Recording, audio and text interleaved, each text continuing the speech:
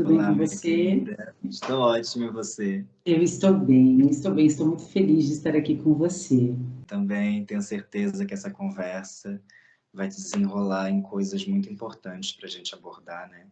Que é sobre justamente esse mês, que é sobre visibilidade trans, e tem muitas pautas que ainda precisam ser abordadas e eu quero discutir a respeito disso.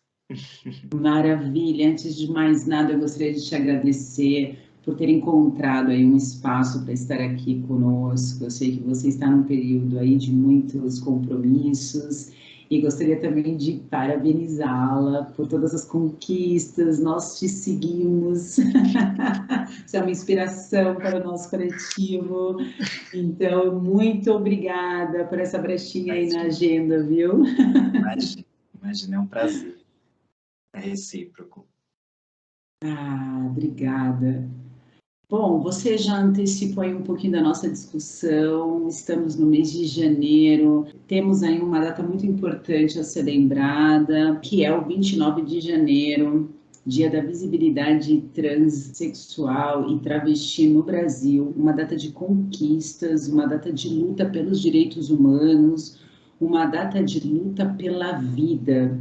E, como eu costumo falar também do 8 de março, é importante que estejamos aqui levantando essa pauta, dessa data, dessas conquistas, para que no futuro não seja mais necessário, né, lembrar de lutas para nos respeitarmos, né? E eu gostaria de começar esse bate-papo assim, imediatamente, sem muita premissa, com você, colocando um pouco do que é o 29 de janeiro para você. 29 de janeiro, para mim, é uma memória que o nosso corpo ele existe, ele ocupa um espaço e ele precisa sim ter condições de vida, né, dignas, saudáveis. E é uma luta constante, como você disse. O Dia da Representatividade é justamente uma luta para que a gente não precise falar sobre representatividade, porque mais que a representatividade, mais do que falar sobre as nossas lutas, a gente tem uma vida. Nós precisamos de condições de vida, mais do que discursos. A gente precisa de oportunidades. E é sempre bom pautar essas questões, porque existem diversas problemáticas estruturais que sempre estão aí impedindo, né, que a gente continue caminhando, mas de toda forma a gente está aqui, a gente está lutando. Tenho a Lin, né? A Lin está no BBB agora, e ela, por exemplo, é uma referência enorme para mim. Eu acho que pessoas cis talvez não vejam significado do que é ter a Lin, porque as pessoas cis sempre estão vendo pessoas como elas na TV. E quando a gente vê uma figura como a Lin, travesti, preta, artista, passando a mensagem dela e humanizando ainda mais a nossa imagem, né? Discutindo sobre o que é ser uma pessoa travesti, uma pessoa trans, é edificante demais, é muito prazeroso, né? Como ela diz, eu sou o fracasso, eu fracassei em tudo que esperavam que eu fosse. Não sou homem nem mulher, sou travesti. E isso diz muito. Uau, que introdução maravilhosa, né? Alma e Edum, né? A propósito de representatividade, de fortalecimento identitário, de ser o que não se espera, né? Recentemente, conversando com outras mulheres, né, sobre esse lugar de fala do preto, sobre esse lugar de fala do preto LGBT, chegamos assim, né, à conclusão de que seria mais do que nossa obrigação, né, estarmos nessa pauta com os transgêneros. Por quê? Porque ainda que soframos todos nós discriminação, esse é o corpo mais lesado, né, com diferentes formas de preconceito, discriminação e violência em geral, né, inclusive no mundo do trabalho. Sim, é complicadíssimo, né? As travestis, nós temos um problema muito grande com isso. Apesar, por exemplo, do meu currículo ser cheio, né, eu trabalhar em diversas áreas, ainda assim é difícil eu ser reconhecida como uma profissional capaz, justamente por eu ser travesti, né? E E isso é muito complicado, porque mesmo tendo experiência, a gente não consegue. E quando exigem experiência, a maioria também não tem. Porque as pessoas não dão oportunidades para a gente aprender, para a gente colocar em prática as nossas didáticas, né? A gente também tem muito a oferecer para os espaços que estão prontos também para receber a gente, né? E, ai, é isso. É isso, é difícil, é uma luta constante, mas vale a pena. Eu tento me consolidar, né? Eu trabalho em muitas áreas, sou atriz, sou poeta, estou agora com o meu primeiro livro, né? Atuando aí no campo literário, A Balada das Cigarras, e sou produtora audiovisual, acabo de me formar também agora em janeiro, e eu tô caminhando, tô me consolidando, e não me dão oportunidade, eu faço a minha oportunidade. E é sobre isso. É sobre isso.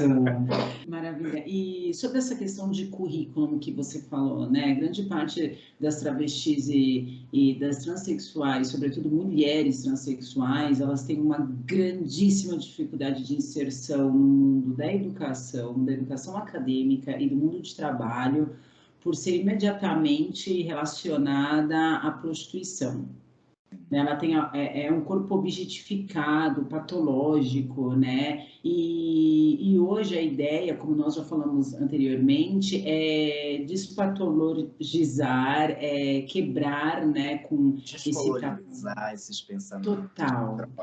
É preciso descolonizar. Eu acho que a busca para conscientização é, primeiramente, colocar a gente nesse espaço assim de existência, né, de reafirmação. É preciso sim afirmar que a gente é preto, é preciso sim afirmar que é travesti, não é vergonha nenhuma. As pessoas elas têm medo de falar quem a gente é, têm medo de alguma forma por esses estereótipos criados na cabeça, acabam criando uma imagem de violência, uma imagem, como você disse, objetificada, né? Os corpos trans e travestis, eles sempre são estereotipados, não importa se seja no campo profissional, seja no campo amoroso, né? Porque nós somos assim como corpos, por exemplo. É bom a gente falar sobre amor de forma geral, porque o amor ele é muito padronizado, né? Ele também é vendido de uma forma muito, como que eu posso dizer, muito restrita, né? E quando a gente fala de amor para pessoas pretas, para pessoas PCDs, para pessoas transexuais, não são corpos que as pessoas elas conseguem vislumbrar e elas não conseguem falar sobre amor dirigido a essas pessoas. A mesma coisa sobre trabalho. Eu acho que é importante a todo momento afirmar sim a nossa existência e, a partir disso, humanizar. Porque a gente tem uma história para passar, a gente também tem uma... Enfim, muita coisa para contribuir para a sociedade, né? A gente tem aí travestis doutoras, travestis escritoras, travestis, enfim, que atuam em diversos campos e precisam ter cada vez mais essa visibilidade, né? Porque, enfim, a gente contribui também para a sociedade. Com certeza. Inspirando, viu? Inspirando e muito. Pessoas trans são indivíduos cuja identidade de gênero não corresponde ao sexo biológico designado ou às condutas sociais de gênero que lhes são impostas. São representadas pela letra T na sigla LGBT+, e não tem nada a ver com orientação sexual. Nem todos, é claro, se sentem confortáveis nessa definição, que, por sinal, é uma das mais complexas e envolve outras categorias como os gêneros fluidos, os não binários, aqueles que se definem como andrógenos e até as travestis. Este é o Sociocrônica e nós vamos conhecer alguns ícones da cultura LGBT+.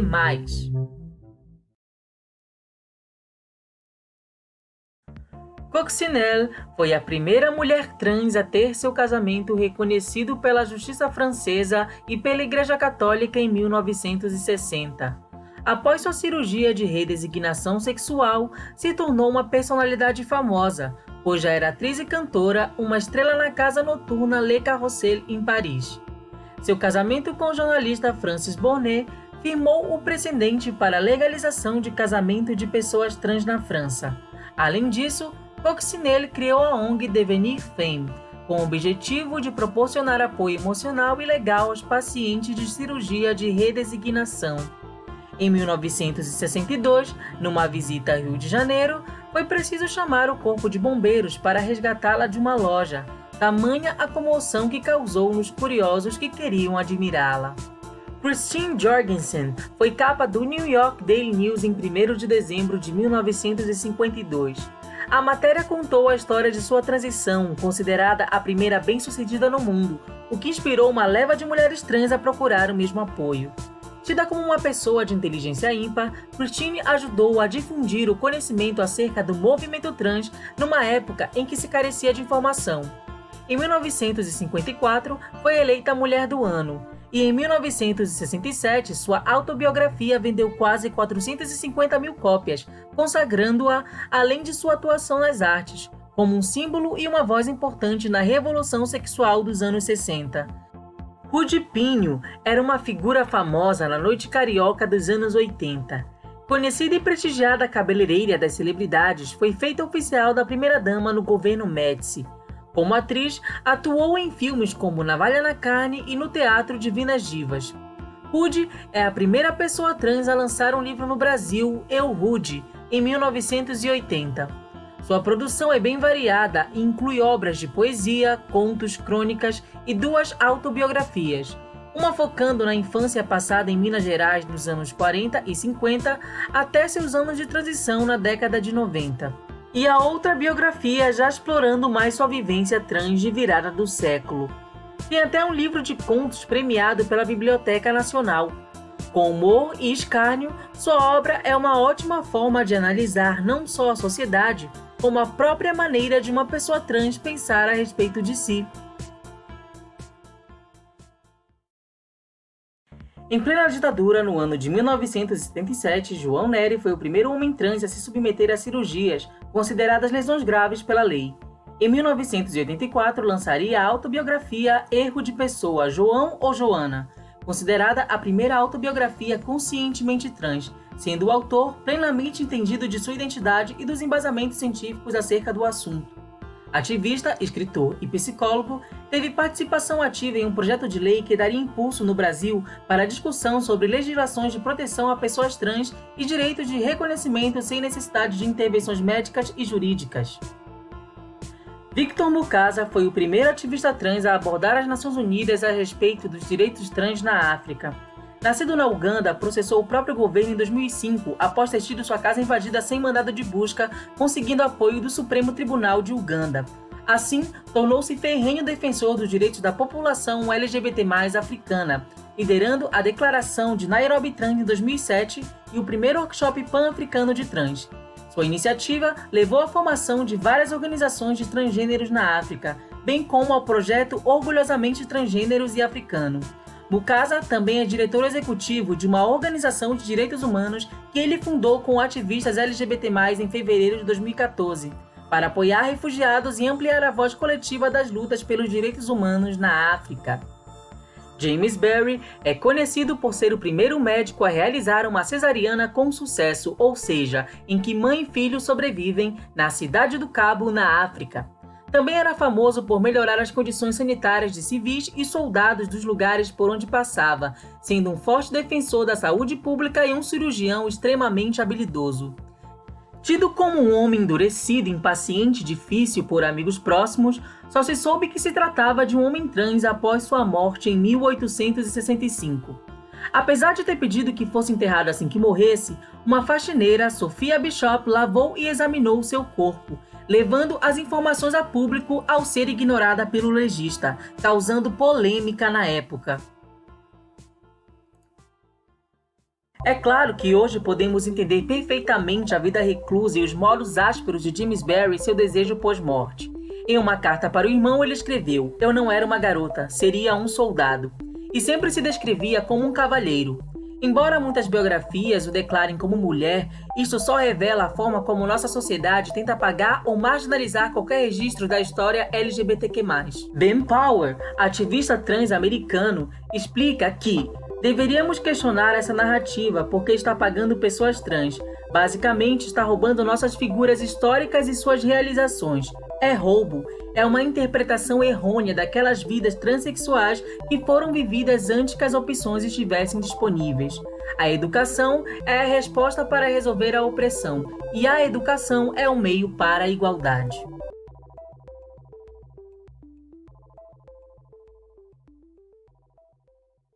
A propósito de inspirações, a propósito de estímulos, né? Você está aí com o seu primeiro livro.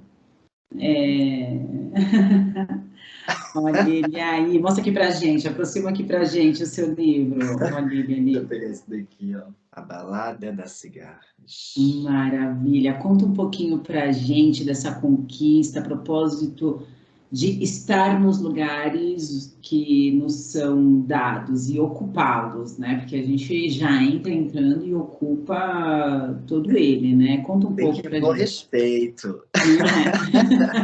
É sobre isso.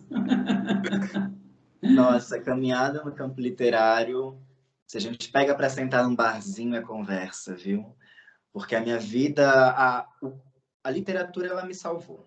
Eu escrevo desde muito cedo, né? A literatura, ela tem sido um mapa para mim, onde eu descobri a questão de ser negra, de também descobrir a minha sexualidade, começar a explorar isso, e também o meu encontro com a travesti, né? Que eu sou hoje, que eu sempre fui.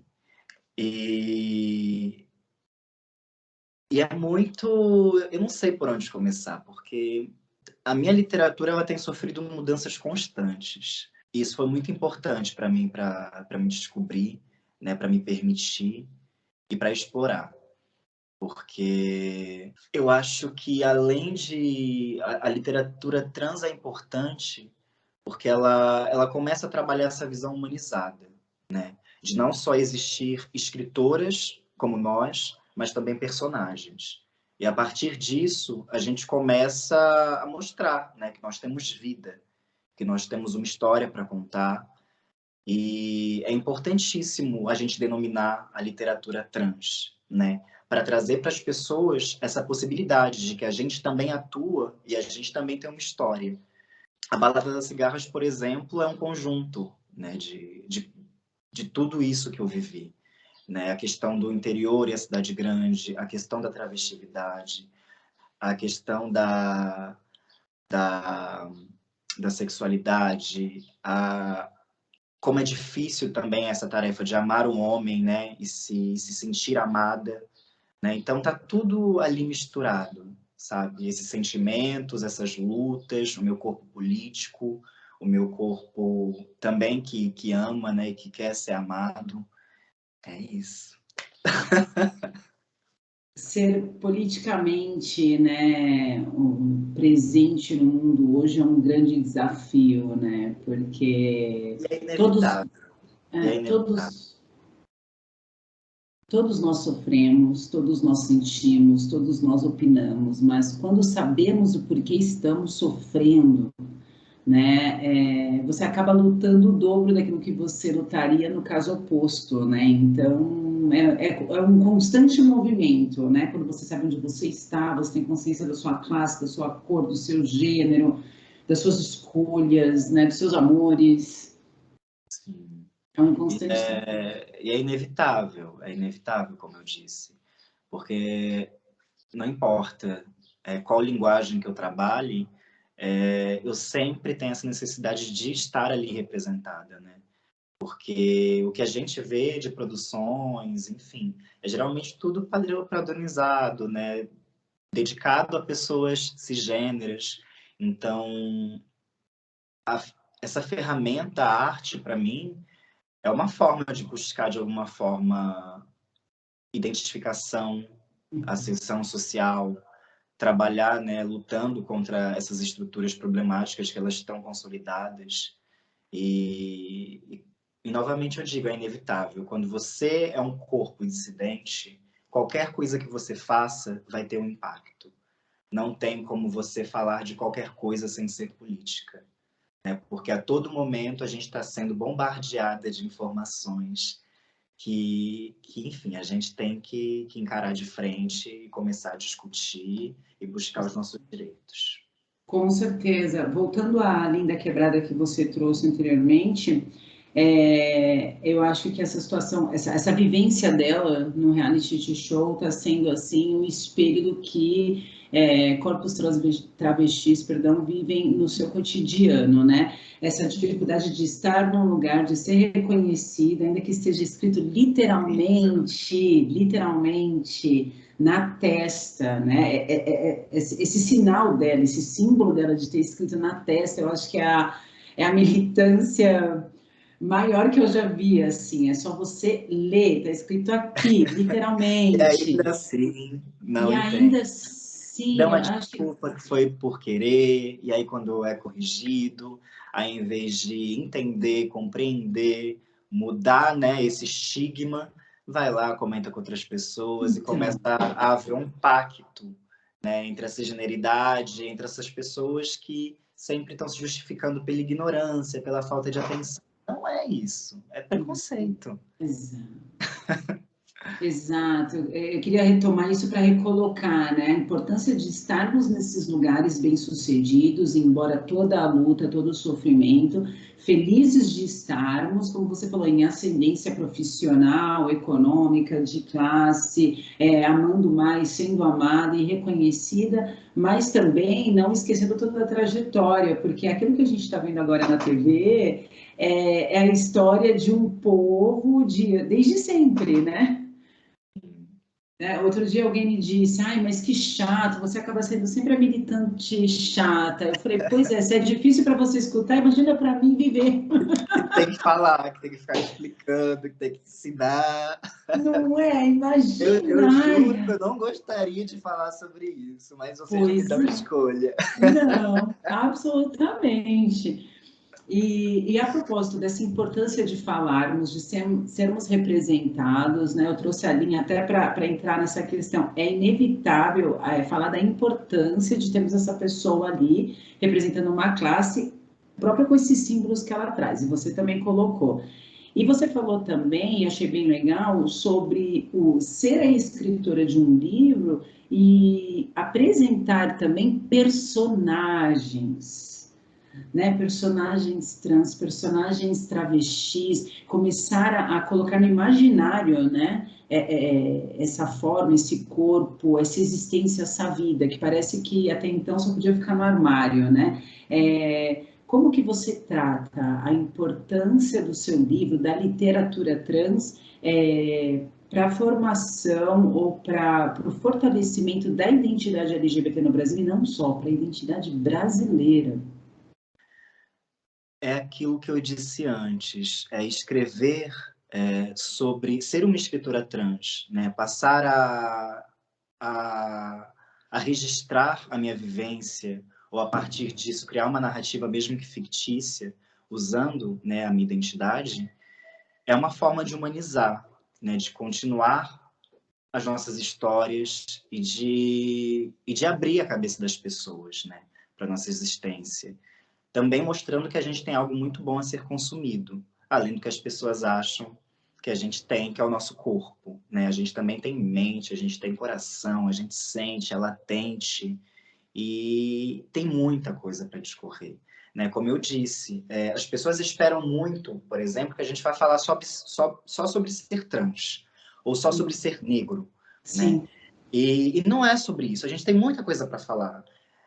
São muitas questões políticas que também atravessam a identidade. Como eu disse, eu também falo sobre o meu contato com o interior, também falo sobre se sentir amada e amar. Então, falo sobre também os traumas de infância, né? Tem muita coisa ali para ser discutida. E é importante dar os ouvidos para a gente, não só para escutar o que você espera que a gente fale, porque a gente tem muito mais a oferecer. Né? Essa é a verdade. Nós somos seres humanos, né? Mas é importante pautar que nós somos travestis. E não tem nenhum problema falar que nós somos travestis. né? É importante você saber se localizar e saber localizar o outro, para que a partir disso você esteja consciente do que o outro tem para passar e qual que é o seu lugar de fala ou não é. Né? É isso. Legal, legal. Dentro dessas histórias desse travesti, como que tá a família Essa falando de amor? travesti. Dessa travesti, perdão. Perdão. Como que tá a família dessa pessoa? Porque falando de amor, me vem quase que em automático falar não só das relações amorosas, mas me faz pensar também na família, nos amigos, no contexto de vida. E para você estar aqui hoje, plena, maravilhosa, aqui com a gente, como que foi para você essa troca amorosa nos diferentes momentos da sua vida? Caramba, no primeiro momento é muito desafiador, porque quando a gente passa, né, a botar a cara no sol, a gente não muda só a gente, mas muda todo o espaço e todas as pessoas que estão ao nosso redor. Todo mundo sente, não só a gente. E a partir daí a gente vai denominando quem realmente te aceita como você é, né, e quem não faz questão. E eu tive muita sorte, ao contrário de muitas outras que não têm, né? Eu tenho uma família que é bem sólida, que me aceitou de braços abertos, apesar de, enfim, amizades serem completamente cortadas, vieram muitas pessoas novas e também muitas pessoas permaneceram, né? E eu me sinto assim muito sortuda. Tanto é que no primeiro livro, que eu trago mais essa imagem de confronto com o homem, o livro ele tem muita imagem do meu pai. O segundo livro que eu vou lançar, ele tem muito mais a imagem da minha mãe, né? Eu trago muito essa questão de relação familiar, né? Trazendo essa possibilidade de pensar que a gente também tem família, que a gente também pode ser amado do jeito que a gente é. E é muito gostoso pensar que sim, nós podemos ter uma estrutura familiar sólida, que nos apoia, da forma como nós somos, o que é muito difícil entre pessoas trans e travestis, né? E é isso, eu vou falando sobre a questão de desconstrução do meu pai, né? A questão da visão do meu irmão diante de mim, né? Eu vou trazendo esses nuances, assim, de como que era brincar de ser homem e como que foi essa descoberta também para minha família, né? Quando eu, enfim, me encontrei de fato. Não vejo a hora do meu livro chegar. Aí a gente faz uma parte 2, pós-leitura. Uma análise de Abalado das Cigarras.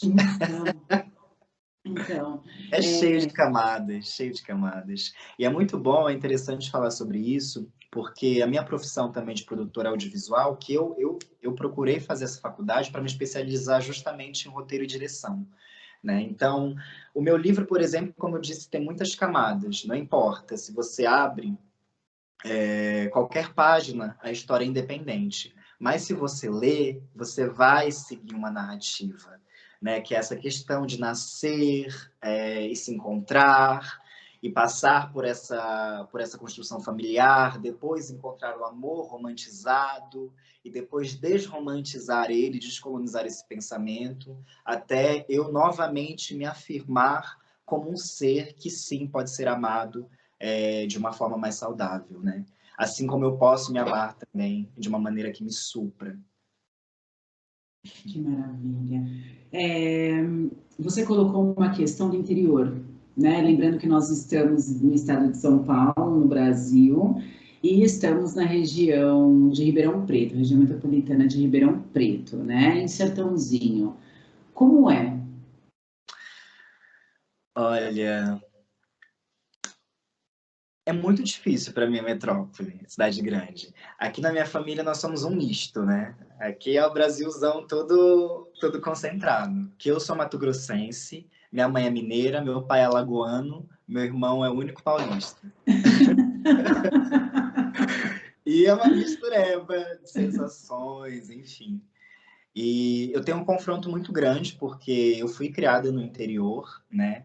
E quando eu vim para São Paulo, eu me senti muito desconfortável. Existe sempre aquela questão, existe amor em São Paulo?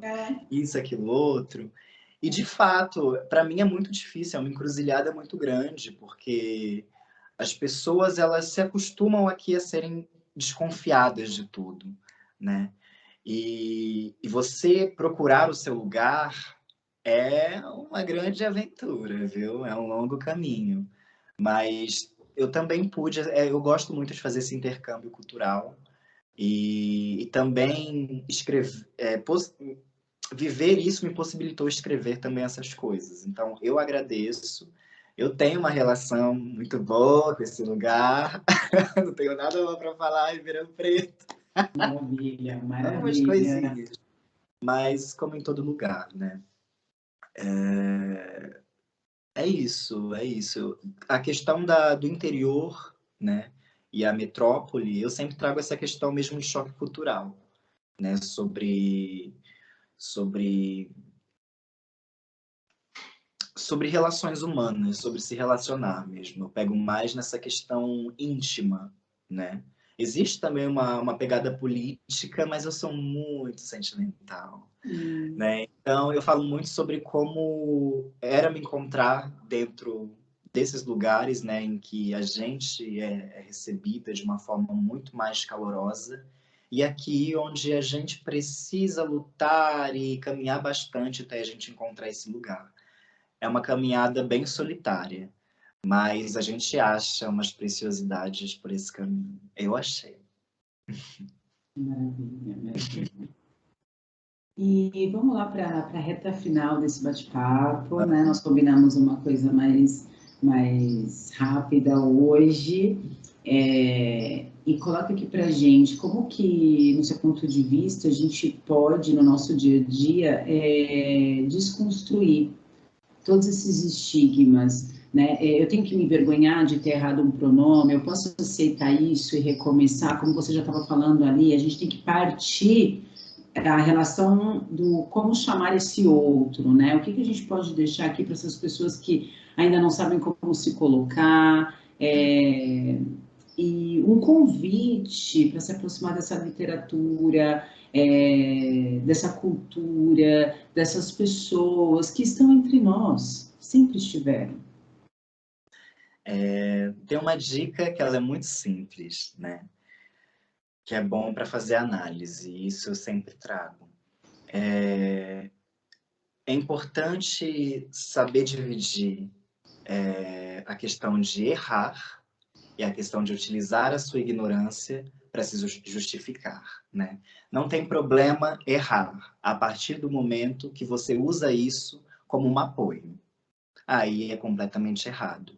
Então, a partir do momento que consegue discernir, poxa, eu errei, não tem problema. A gente corrige, pronto, reflete, e a partir disso, não procurar justificativa, colocar na prática, né? Porque tem pessoas, assim, que elas falam para a gente falar, né? Elas pedem para a gente explicar, mas elas já têm alguma coisa para responder, e elas não ouvem. E elas sempre batem nessa tecla de, eu sou ignorante, eu preciso aprender, mas elas não estão dispostas a aprender. Então, se desfaça desse ego, desse orgulho, porque é só preconceito, ignorância, não existe justificativa para isso, para desrespeito. Errar, como dizem, é humano, mas permanecer no erro é que são elas. Exato, exato. E o convite... Eu acho que esse convite ele seria melhor feito se eu acabasse essa live recitando um poema meu. Eu faço um convite para os espectadores agora fecharem os olhinhos, que eu vou falar do meu currículo.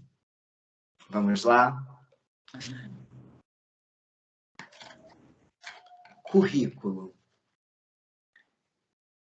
Tenho o dom de ser muitas coisas, quem quero e quem não quero ser. Sou uma árvore velha e saudosa. Sofro pela falta de um tempo que mal me lembro. De recordação, tenho as marcas deixadas pelo machado do colonizador, e embora esteja livre, o meu tronco sangra a ferida que não fecha nem finda na memória. Ainda assim, sei ser feliz. e me divirto em dar os bailes com os meus pais. Também tenho muitos sonhos. O primeiro e maior deles é virar semente. O segundo é lançar um livro que seja lido de fato. O terceiro, não precisar escrever. O quarto, voltar para a mata e viver no estrangeiro. O quinto, desobedecer a Deus como dizem que Evo fez. E o sexto, mas não menos importante, descatequizar tudo o que aprendi até agora. É um bom currículo. Eu disse. Muito bom. Muito bom. Nossa, me vi nessa caminhada. Consegui me colocar ali, me desenhar e me ver nessa trajetória com você. E isso que é a graça, né, de você também se possibilitar ler literatura trans, porque você também vai se identificar, porque nós também sentimos as mesmas coisas, as mesmas inseguranças, né? Apesar de ter nichos específicos, a gente tem muita coisa em comum também. Precisamente. Precisamente. Ai, Alma, tava com saudade, viu? Também. Sempre muito bom encontrar você. A última discussão nós estávamos estávamos falando, né, no nosso lugar de fala enquanto mulheres, né, lutando contra a violência no meio da pandemia, 1 ano atrás já. E hoje eu estou aqui com você de novo e espero em breve reencontrá-la novamente para novas conversas. É sempre muito gratificante. Com certeza. O que não falta é papo. Com certeza. E olha lá, pessoal, vamos fazer uma chamadinha para o seu livro, por favor. Passa as coordenadas, casa editora, contato, onde a gente pode encontrar. Não, depois eu deixo todos os links aqui na descrição. Manda. Podem procurar o meu livro, né, diretamente pelo Instagram. Lá vai ter, inclusive, um destaque no Instagram que explica certinho como você ir atrás do meu livro. Eu lancei a Balada da Cigarra juntamente com uma editora independente de Franca, a Artefato Edições, que me receberam com muito carinho, sou muito grata. São pessoas muito especiais para mim. E vocês podem adquirir diretamente comigo. Eu tenho uma assessora, que é a minha mãe. E lá nesse destaque vai ter disponível o número para você entrar em contato com ela pelo WhatsApp, e aí pode ser feito pelo Pix, né? Eu uso, enfim, o registro módico, que possibilita que eu tenha um frete fixo para todo o Brasil de R$10, seja para Ribeirão, Acre, Bahia, todo lugar é o mesmo valor. E o valor promocional para pessoas trans é inalterável, né? Agora a gente vai entrar no valor habitual, né? Mas para pessoas trans o valor da obra é inalterável, está no valor promocional ainda. E é isso, qualquer dúvida, só no meu direct. Maravilha, maravilha. Vou deixar tudo descrito aqui, combinado, viu? Isso, pode ser encontrado também no Mercado Livre. Ah, legal, legal, massa, massa. Ai, Alma, eu te mando um beijo enorme, um abraço apertado, te vejo em breve. Um beijo para essa família maravilhosa, sucesso nessa caminhada, parabéns pelas conquistas e nós estamos aqui, viu, educadora, tem você como uma inspiração, viu? Beijo do tio Cris também para você. Ai, digo mesmo, minha querida. Até mais, pessoal. Muito obrigado também por, enfim, abrir os ouvidos, né, para escutarem o que a gente tem a dizer. Espero ter muito mais encontros, mais conversas como essa. E infinitamente grata, viu? Obrigada e até mais. Um beijo direto da alma.